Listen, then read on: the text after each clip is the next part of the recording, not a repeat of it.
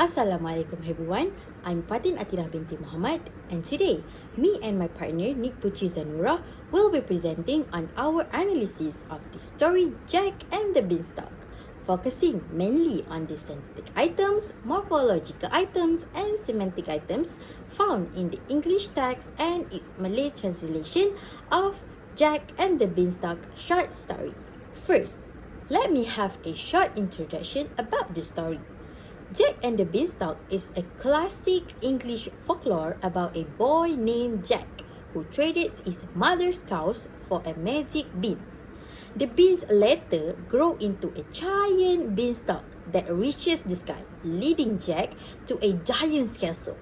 The story contains themes of bravery, adventure, and responsibility of Jack. Now, I will move to the first linguistic item, which is synthetic item. Synthetic items refer to the sentence structure and the arrangement of words in sentence. In this analysis, we identified several synthetic aspects such as word choice, preposition, and noun phrases. From the first example, we can see differences in word choice. Both said and supper show that the man is speaking to Jack. However, the Malay word supper gives a more polite and friendly nouns because it implies greeting or approaching someone politely. Meanwhile, the English word said is more natural and only describes the act of speaking. This shows that even when the meaning is similar, different language may carry different cultural and emotional meaning through word choices. The second example focuses on prepositional structure. In English, the preposition on is used in the phrase on the way. In Malay, the preposition di is used instead of atas or dalam.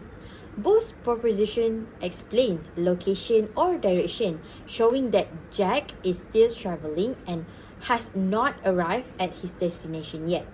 However, Malay use di because it is more suitable for indicating places or locations, while English commonly use on in fixed expression such as on the way. The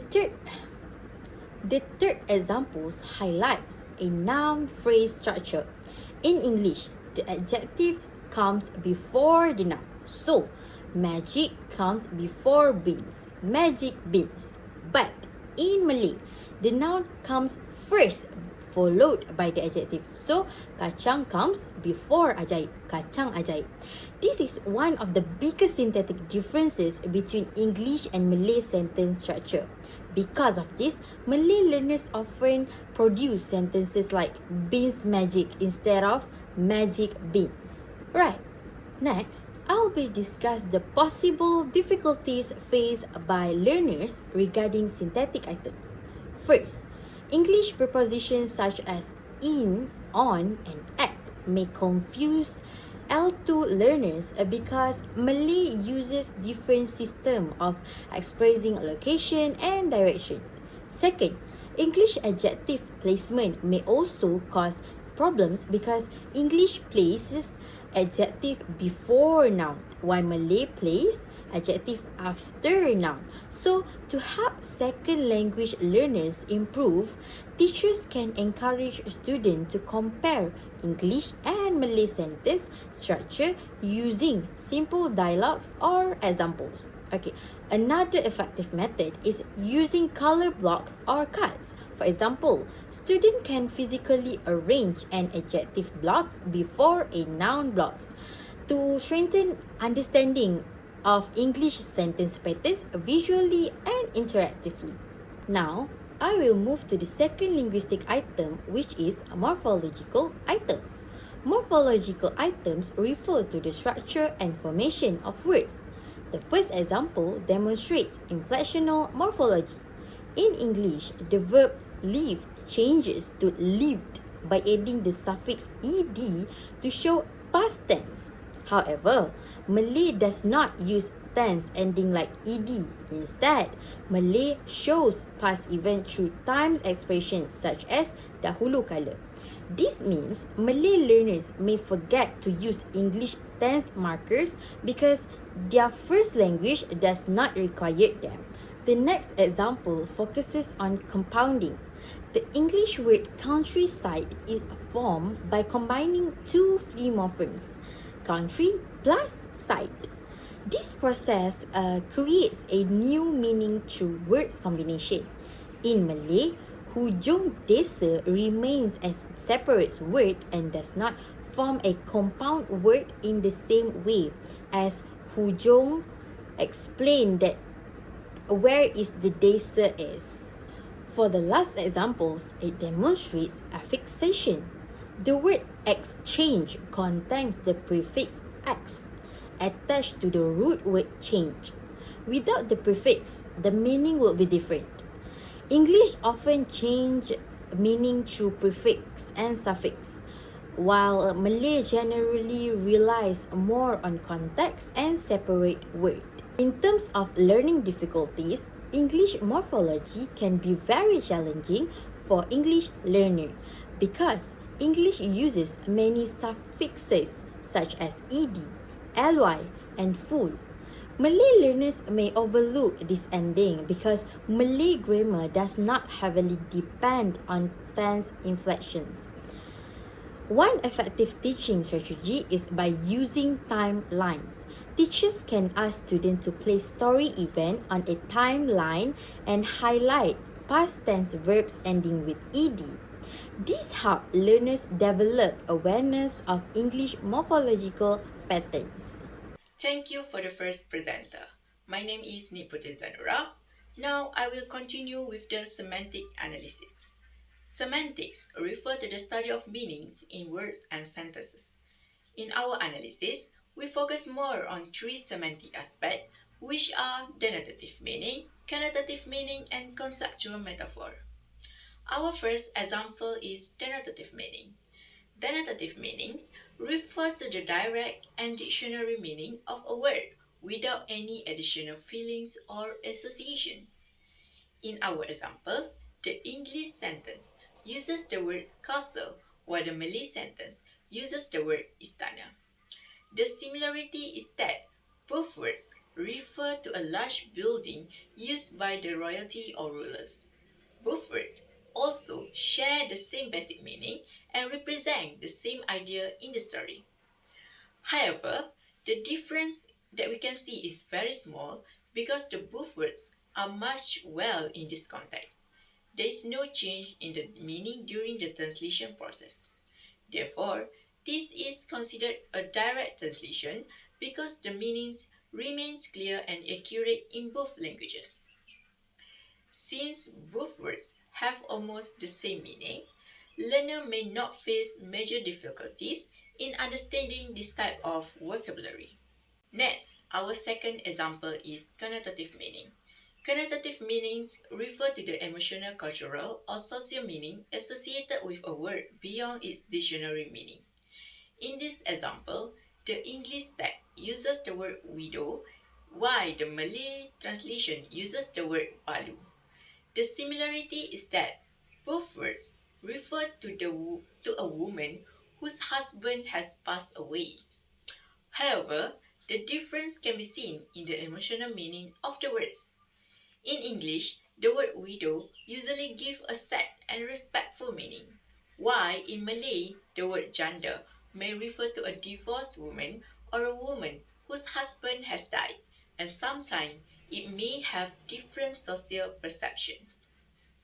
Because of this, the word balu is more suitable to be used because it gives a more accurate and respectful meaning.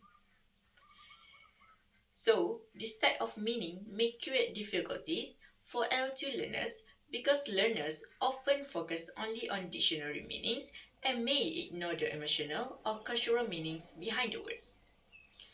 By that, learner can improve their understanding by comparing similar words and explaining their different meaning and uses in the context. The last example is conceptual metaphor. Conceptual metaphor refer to the expression where words are used in a figurative way rather than their direct meaning. Our example is, one day the milk ran out and in Malay, pada suatu hari bekalan susu telah habis. The similarity is that both sentences have the same meaning, which means is that the milk supply is finished and no longer available. However, the difference is in the way the idea is expressed. English use the word ran out, which is a figurative expression that gives the idea that the milk has gone away or disappeared. On the other hand, Malay uses the word habis, which directly means finish. Because of this difference, L2 learner may find the expression like ran out difficult because Malay usually uses more direct expression in their words. Learner may understand the word's direct meaning and become confused. For example, they may think that the milk is actually running instead of understanding the actual meaning. To help learners can use a simple charts, example, and visual explanation to show the difference between the literal and the figurative meanings. Learner can also compare the words and expression in both languages so they can understand them more easily. To conclude our presentation, this constructive analysis has shown that English and Bahasa Melayu share some similarities, but they also have many important differences in terms of syntax, morphology, and semantics. From the syntactic aspect, we found that both languages can express the same meaning, but the sentence structure and the word arrangement itself are different. For example, English and Malay organize noun phrases differently, and this can affect how learners build sentences. From the morphological aspect, we had discovered that English and Malay form words in a different ways. English frequently changes the word form through tenses and affixes, while Malays often uses different methods to express meaning without changing the word itself. These differences may create challenges for learners, especially when they need to use English grammar accurately. Next, from the semantic aspect, we observe that the words can have different layers of meaning.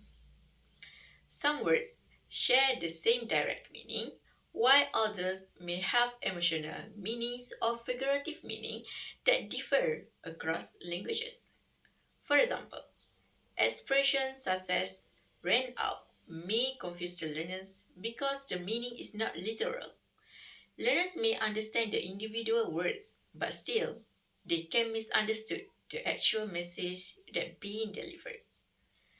Through our analysis, we can see that the second language learner may face difficulties because they often transfer knowledge from their first language into the second language. When learners directly translate from Malay to English, they may produce errors in sentence structure, vocabulary use, or understanding the meanings. In addition, this analysis also shows that language learning is not only about memorizing vocabulary or grammar rules itself. Learners also need to understand the meaning, context, and usage of words in the different situations. By understanding these differences, can help the learners use the language more accurately and communicate more effectively. Overall, constructive analysis is important because it helps us to understand how languages work, and we can also identify areas that may cause the learning difficulty. It also provides a clearer understanding of the relationship between English and Bahasa Melayu and helps learner to become more aware of language patterns. That is all from our presentation. Thank you for listening.